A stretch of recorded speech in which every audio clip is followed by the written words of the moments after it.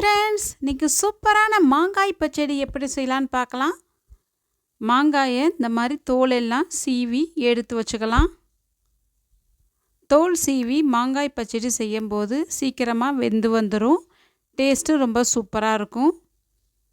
தோலை எடுத்தாச்சு. இப்போ கட் பண்ணிக்கலாம்.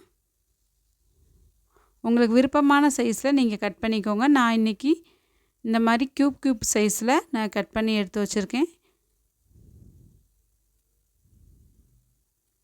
இந்த சைஸில் கட் பண்ணியாச்சு.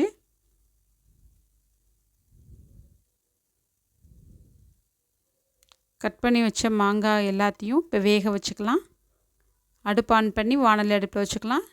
தண்ணி ஊற்றிக்கலாம். கட் பண்ணி வச்ச மாங்காயை போட்டுடலாம். மாங்காய் முங்குற அளவுக்கு தண்ணி ஊற்றணும்.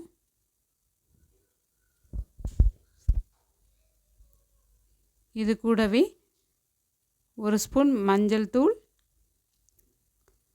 ஒரு ஸ்பூன் மிளகாய்த்தூள், உப்பு சிறிதளவு போட்டு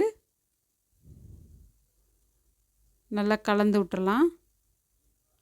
இது நல்லா மசிஞ்சு வெந்து வரணும். அடுப்பை ஹை ஃப்ளேமில் வச்சு வேக வச்சுக்கணும். நல்லா வெந்துருச்சு. இந்த ஸ்டேஜில் நம்ம அரை கப் வெல்லத்தை போட்டுக்கலாம். வெல்லத்தை போட்டு நல்லா கரையிற அளவுக்கு வந்தாலே போதும். வெல்லம் கரைஞ்சி வந்தோடனே அடுப்பை ஆஃப் பண்ணிடலாம். இப்போ இதுக்கு ஒரு தாளிப்பம் கொடுத்துடலாம். கரண்டி அடுப்பில் வச்சு 1 டேபிள் ஸ்பூன் எண்ணெய் ஊற்றிக்கலாம். எண்ணெய் காஞ்சோன்னு 1 ஸ்பூன் கடுகு உளுத்தம்பருப்பு போட்டுக்கலாம். பொரிஞ்ச உடனே 1/4 ஸ்பூன் பெருங்காயத்தூள் போட்டுக்கலாம்.